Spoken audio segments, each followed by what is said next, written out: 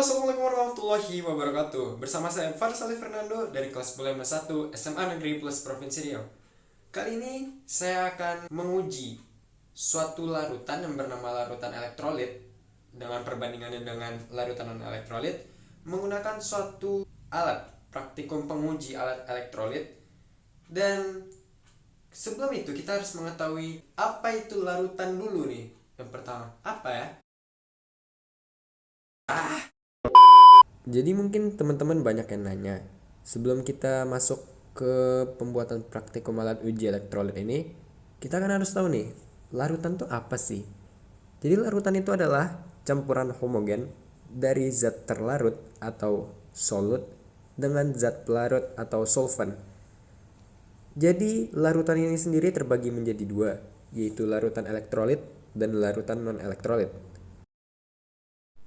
Nah, buat teman-teman semuanya yang pada nanya, apaan sih itu larutan elektrolit? Nah, dari namanya aja mungkin teman-teman bisa berkesimpulan. Jadi ini kan larutan. Larutan berarti kan tadi campuran homogen. Terus ada elektrolit. Otomatis ada berhubungan arus listrik kan. Jadi, apa sih itu larutan elektrolit? Larutan elektrolit adalah larutan yang dapat menghantarkan arus listrik atau dengan kata lain dapat mengion. Nah, larutan elektrolit sendiri itu terbagi menjadi dua, yaitu larutan elektrolit kuat dengan larutan elektrolit lemah. Apaan sih itu larutan elektrolit kuat?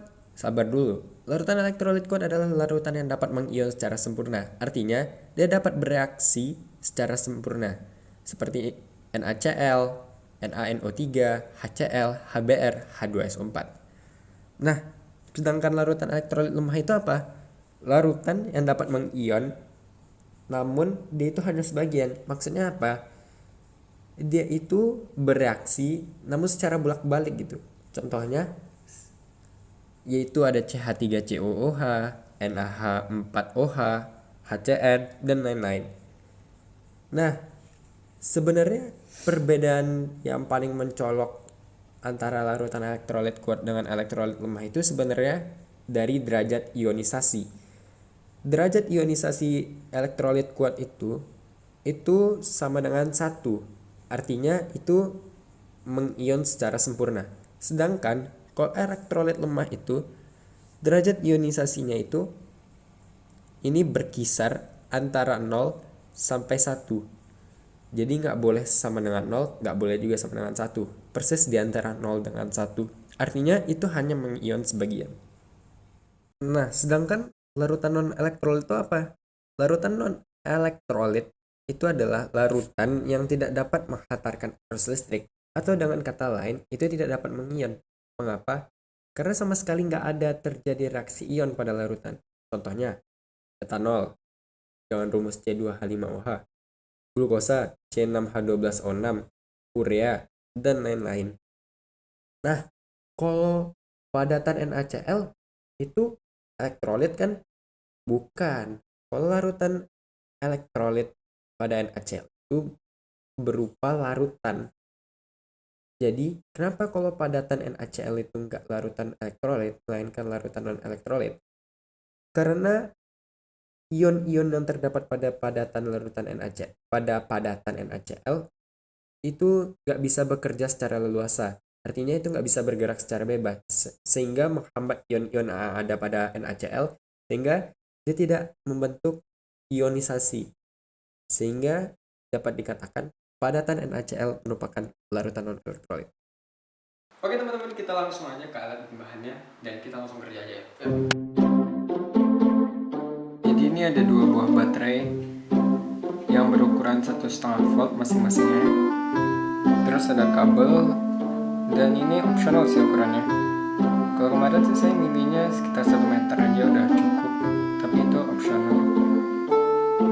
Dan ada dua buah paku, lampu berukuran 2,5 volt, ada gunting, dan satu buah soket.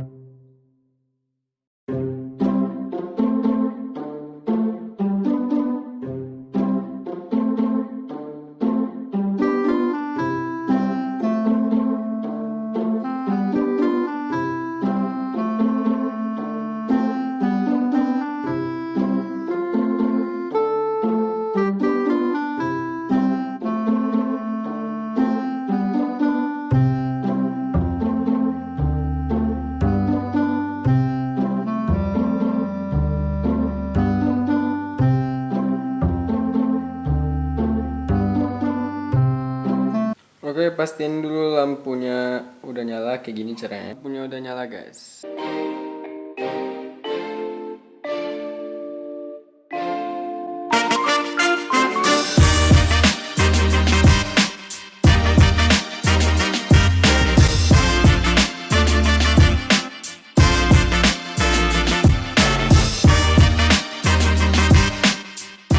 Oke, jadi kan untuk menentukan satu larutan itu apakah dia elektrolit atau tidak, kita kan harus mengujinya.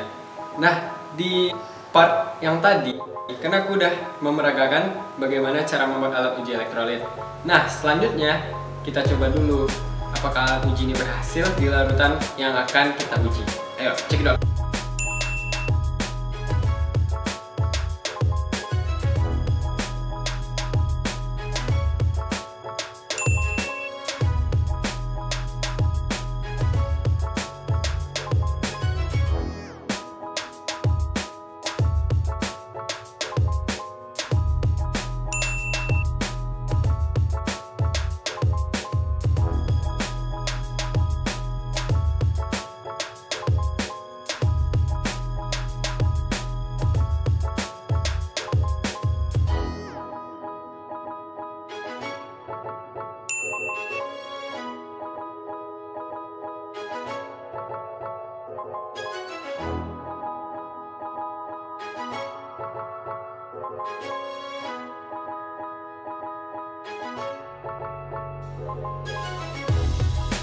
Oke teman-teman, tadi kalian semua itu melihat seputar pengujian larutan elektrolit dan larutan non-elektrolit. Sebenarnya hal yang paling mendasar untuk membedakan apakah itu larutan elektrolit dengan larutan non-elektrolit adalah, kan tadi pas kita lihat larutan elektrolit itu kalau kita uji di sekitar elektrodanya itu mengeluarkan gelembung-gelembung kecil yang sangat banyak. Itu larutan elektrolit. Tapi itu kan baru larutan elektrolit kuat. Bagaimana dengan larutan elektrolit lemah? Kalau larutan elektrolit lemah itu bervariasi. Ada yang mengeluarkan gelembung banyak, ada yang mengeluarkan gelembung sedikit, ada juga yang nggak mengeluarkan gelembung. Nah, terus apa bedanya? Nah, gini. Tadi kan ada lampu. Jadi, disitulah yang meletakkan perbedaan antara larutan elektrolit kuat dan elektrolit lemah. Kalau elektrolit kuat, otomatis lampu yang menyala terang dan gelembung yang keluar itu sangat banyak. Nah, kalau larutan elektrolit lemah ini ada banyak keadaan yang dapat melambangkan itu larutan elektrolit lemah. Contohnya, kalau misalnya ini lampunya redup, gelembung yang dikeluarkan banyak, itu merupakan larutan elektrolit lemah. Nah, kalau misalnya larutan elektrolit lemah itu boleh nggak kayak gini? Lampunya itu menyala terang, cuman gelembungnya dikit. Nah, itu boleh. Nah, ada juga nih, kalau misalnya lampu yang menyala redup dan gelembung yang keluar itu sedikit, nah itu larutan elektrolit lemah juga. Nah, kalau non-elektrolit gimana? Non-elektrolit itu sebenarnya kan kita udah tahu, berarti lampunya nggak nyala sama sekali dan gelembung yang keluar pun nggak ada sama sekali. Oke teman-teman semuanya, ada nggak cara lain untuk membedakan larutan elektrolit dengan non-elektrolit selain dari pengujian oleh alat uji elektrolit tadi? Sebenarnya ada, yaitu contohnya nih, jika senyawa tersebut berikatan secara ionik, itu udah pasti larutan elektrolit. Kenapa? Karena senyawa yang berikatan secara ionik itu, jika dimasukkan ke dalam air, dia akan terionisasi secara sempurna. Kalau kovalen, itu sebenarnya ada nggak yang elektrolit? Ada kawan-kawan. Ikatan kovalen yang polar. Nah, contohnya aja tuh H2SO4, CH3COH. Itu kan termasuk elektrolit kuat sama elektrolit lemah. Jadi, ikatan kovalen itu nggak menutup kemungkinan bahwa dia itu larutan elektrolit. Cuman, kovalen di sini harus ikatan kovalen polar. Oke, terima kasih banget buat teman-teman semua yang nonton video ini dari awal sampai akhir. Semoga bermanfaat. Jangan lupa apa? Subscribe, like, comment, share, dan bayar pajak.